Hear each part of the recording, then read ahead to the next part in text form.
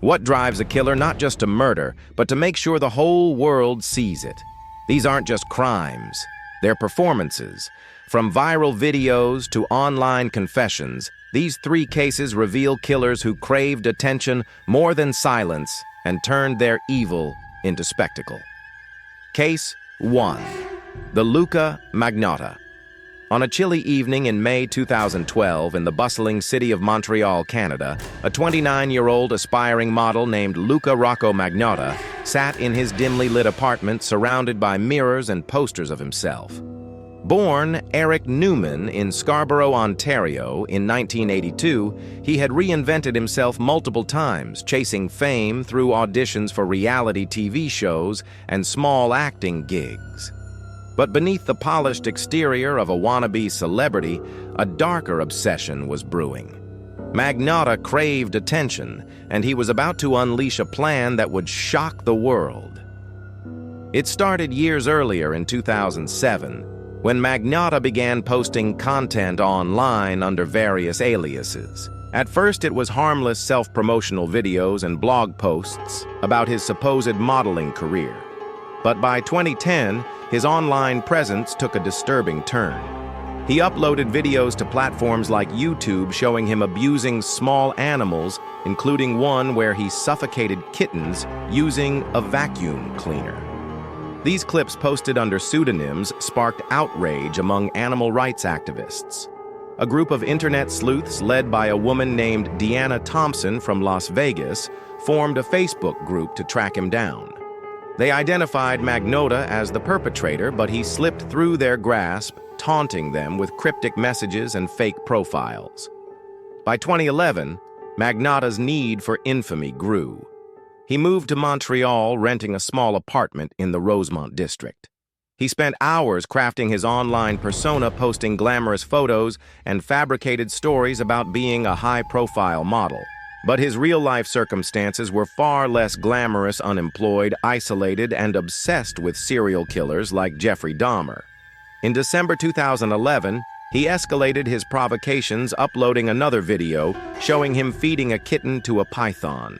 The internet sleuths redoubled their efforts, reporting him to Canadian authorities, but Magnotta remained elusive, mocking his pursuers with comments like, "You'll never catch me." In early May 2012, Magnotta's fixation turned toward a new target, Jun Lin, a 33-year-old Chinese international student at Concordia University. Lin, originally from Wuhan, China, had moved to Montreal in 2011 to study computer engineering. He was kind, hard-working, and well-liked, juggling part-time jobs while pursuing his degree. Magnotta met Lin through an online platform, possibly a dating site, and the two began communicating. On May 24, 2012, Lin agreed to meet Magnotta at his apartment on Décarie Boulevard, unaware of the horror awaiting him. That night, inside the cramped, cluttered apartment, Magnotta's plan unfolded. He lured Lin under the pretense of a casual meetup. What happened next was captured in a video that would soon haunt the internet. Magnotta bound Lin, who was still alive, and began a brutal assault. Using a screwdriver, he stabbed Lin repeatedly, ending his life. Over the next hours, Magnotta dismembered the body, committing unspeakable acts that he meticulously recorded. The 10-minute video, titled "One Lunatic, One Ice Pick" and set to the 1980s, hit True Faith by New Order, showed Magnotta's chilling composure as he carried out his crime. By the early hours of May 25th, the video was complete, and Magnotta uploaded it to Best Gore, a shock site known for graphic content. On May 25, 2012, Magnotta took his depravity further. He packaged parts of Lin's body, hands, feet, and other remains into boxes and mailed them to political offices across Canada. One package arrived at the Conservative Party of Canada's headquarters in Ottawa, addressed to Prime Minister Stephen Harper. Another was sent to a Liberal Party office, and a third to a school in Vancouver. Each package contained a handwritten note taunting authorities with clues about more crimes to come. In Ottawa, a staffer opened the box expecting routine mail, only to find a severed foot and a note written in Magnotta's scrawling handwriting. Panic spread as police were called and the packages were traced back to a Montreal post office. Meanwhile, in Montreal, residents of Magnotta's apartment building noticed a foul odor coming from a suitcase left near the garbage bins. On May 26, the building's janitor, suspecting something amiss, alerted police. When officers arrived, they opened the suitcase and found a torso partially decomposed wrapped in plastic bags. The discovery triggered a citywide alert. Investigators linked the torso to the mailed body parts, realizing they were dealing with a single calculated killer. The apartment number 208 was quickly identified as Magnotta's, and a search revealed bloodstains, a stained mattress, and traces of the crime scene. As police pieced together the evidence, Magnotta's video began circulating online. By May 27th, it had spread beyond Best-Gore to other platforms, drawing millions of views before moderators could remove it. Internet sleuths, including Deanna Thompson's group, recognized Magnotta's signature style from his earlier animal cruelty videos. They alerted Montreal police, providing a name and a face. Authorities issued a warrant for Magnotta's arrest on May 27th, charging him with first-degree murder, but he had already fled the city. Magnotta boarded a bus to Toronto on May 26th, then took a one-way flight to Paris, France on May 27th, using a fake passport. In Paris, he checked into a low-budget hotel in the Batignolles district, blending into the city's chaos. He continued his online activity, posting under aliases to taunt police and media, claiming he was untouchable. But his arrogance was his undoing. On June 1, 2012, a French journalist recognized Magnotta's name on an Interpol red notice and tipped off authorities. French police tracked him to a cybercafe in Berlin, Germany, where he had fled after Paris. On June 4, 2012, Magnotta walked into an internet cafe in Berlin's Neukölln district. The cafe owner, Kadir Anlayisli, noticed him browsing articles about himself. Suspicious, Anlayisli checked Magnotta's ID and realized he matched the Interpol description. He quietly called the police, who arrived within minutes. Magnotta, caught off guard, tried to give a false name, but was arrested without resistance. The manhunt that had gripped the world was over. On June 18, 2012, Magnotta was extradited to Canada, flown back to Montreal in a military plane under heavy guard. He faced charges of first-degree murder, indignity to a human body, mailing obscene material, and other offenses. His trial began in September 2014 at the Montreal courthouse. Prosecutors presented overwhelming evidence: the One Lunatic One ice pick video DNA from the crime scene and the mailed packages. Magnotta's defense argued he was not criminally responsible due to mental illness, claiming schizophrenia. But the jury rejected this. On December 23, 2014, after 8 days of deliberation, Magnotta was found guilty on all counts. The judge sentenced him to life in prison with no parole for 25 years. In a Montreal prison cell, Luka Magnotta's dream of fame had come true, but not as he imagined. His name was now synonymous with horror, etched into the annals of true crime. Jun Lin's family, devastated, set up a foundation in his memory to support international students. The internet sleuths who helped catch Magnotta continued their work, forever changed by the case. Magnotta, once a nobody chasing the spotlight, had ensured the world would never forget him, but at a cost no one could ignore. Case 2. The Elliot Rodger. In the quiet coastal town of Calabasas, California, on July 24, 1991, Elliot Oliver Robertson Rodger was born to British filmmaker Peter Rodger and Malaysian research assistant Lee Chin. The family, including Elliot's younger sister Georgia, lived a privileged life, with Peter working on projects like The Hunger Games as a second-unit director. From a young age, Elliot struggled socially. At 5, after his family moved from London to Los Angeles, he cried in crowded places and showed repetitive behaviors. By 7, his parents noticed his social isolation and enrolled him in therapy.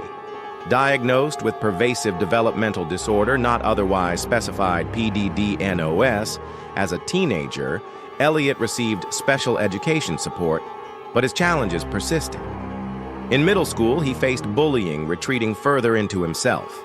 By 2009, at age 17, Elliot's frustrations deepened. Now, living in Woodland Hills after his parents' divorce, he attended Crespi Carmelite High School, an all-boys Catholic school. He felt invisible among his peers, envying the popular kids who seemed to have effortless social lives and romantic relationships. In his writings, he described feeling humiliated by his lack of a girlfriend, blaming girls for ignoring him. That summer, he began fantasizing about punishing those who lived the life he craved.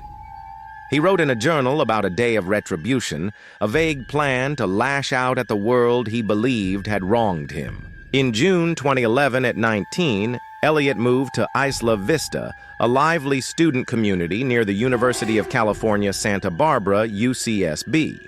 His parents hoped Santa Barbara City College SBCC and a new environment would help him make friends. They rented him an apartment at the Capri Apartments, covering his expenses. Inspired by the movie Alpha Dog, Elliot believed Isla Vista's party scene would bring him the social success he desired. But reality disappointed him. At SBCC, he watched couples with envy, feeling excluded. In July 2011, during a jealous outburst, he splashed coffee on a couple at a Starbucks, enraged that they had what he didn't. Weeks later, he threw tea at another couple, writing that they deserved punishment for their happiness. In January 2012, Elliot's anger escalated. At an Isla Vista bus stop, he splashed a latte on two blonde girls who didn't smile back at him. He later wrote that he wished the drink had been hot enough to burn them furious at their perceived rejection. That spring, he dropped out of SBCC, unable to cope with seeing beautiful girls he could never have. He spent hours alone in his apartment playing video games like World of Warcraft and writing in his journal about his hatred for women and sexually active men. He began visiting online forums like PUA Hate, where he connected with others who shared his resentment, calling themselves involuntarily celibate or incels. By summer 2012, Elliot's obsession with wealth as a solution to his problems grew. He believed winning the lottery would attract women. After failing to win the Mega Millions jackpot, he bought his first gun, a Glock 34, in January 2013, registering it legally. Over the next year, he purchased two more handguns, a Sig Sauer P226, and another Glock, along with hundreds of rounds of ammunition. He practiced shooting at a range, honing his skills.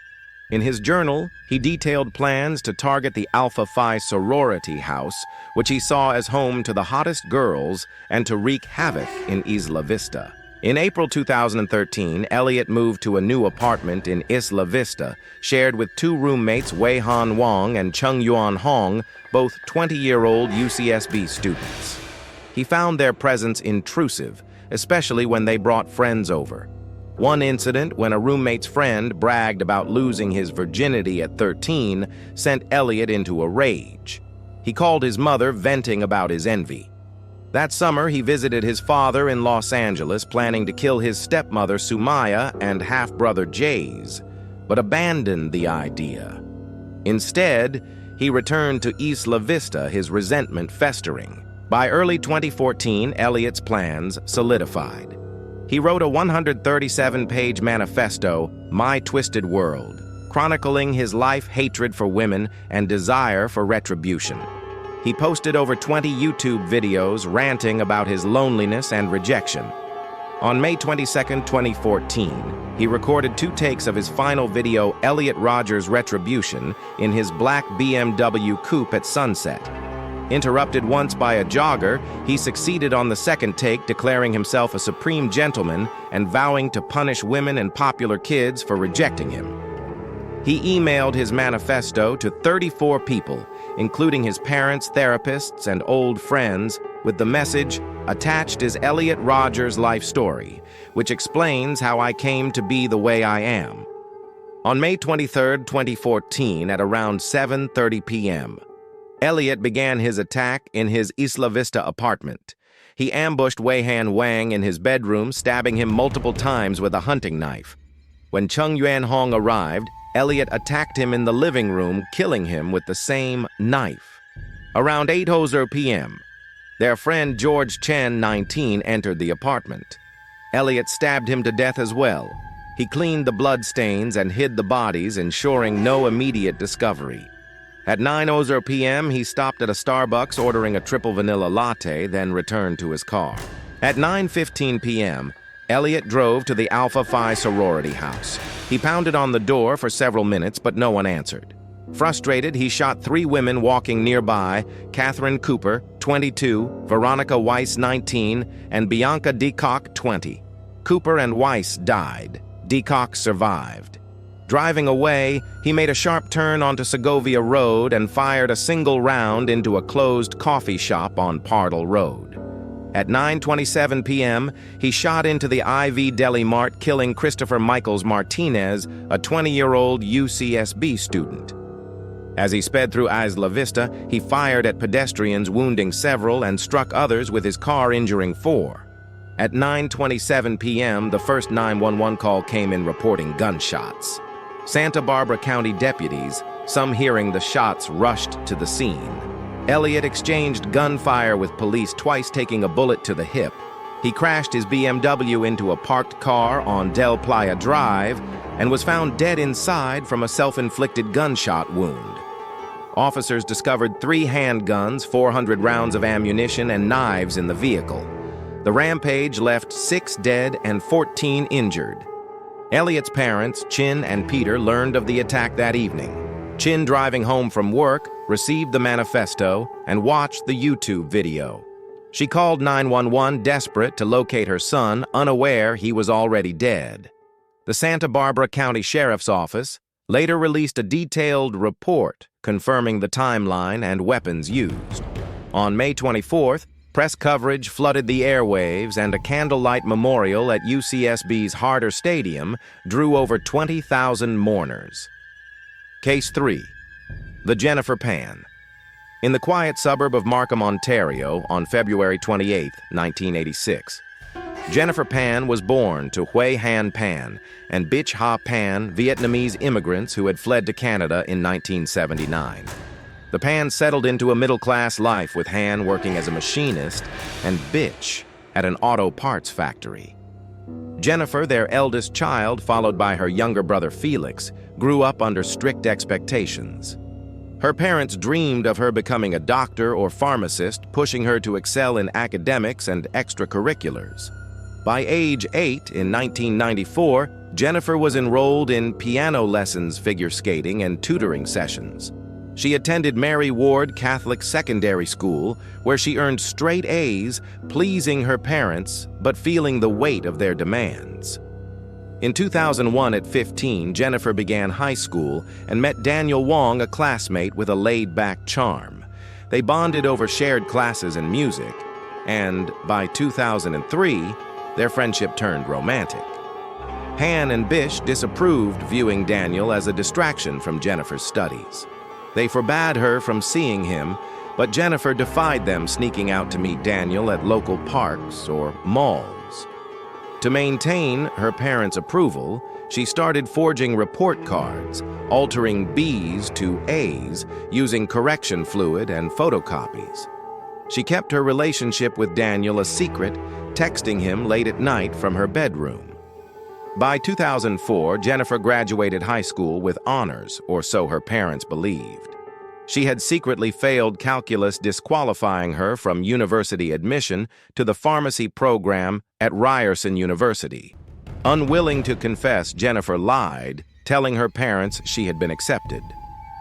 That fall, she pretended to attend classes, leaving home each morning with a backpack, only to spend hours at libraries or cafes. To maintain the ruse, she forged acceptance letters and scholarship documents, showing them to her parents with pride. Han and Bitch, thrilled, bought her a laptop and paid for textbooks she never used.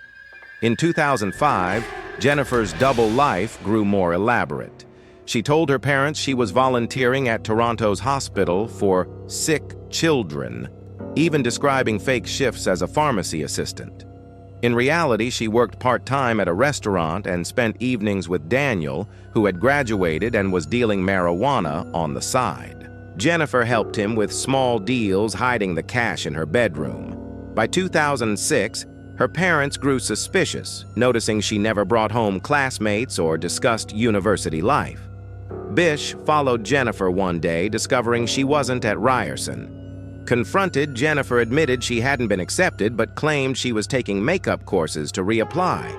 Her parents, furious, grounded her and banned her from seeing Daniel. In 2008, at 22, Jennifer reconnected with Daniel in secret. He had moved to Richmond Hill, working at a car dealership while continuing his drug deals. Jennifer, now living under stricter rules at home, felt trapped.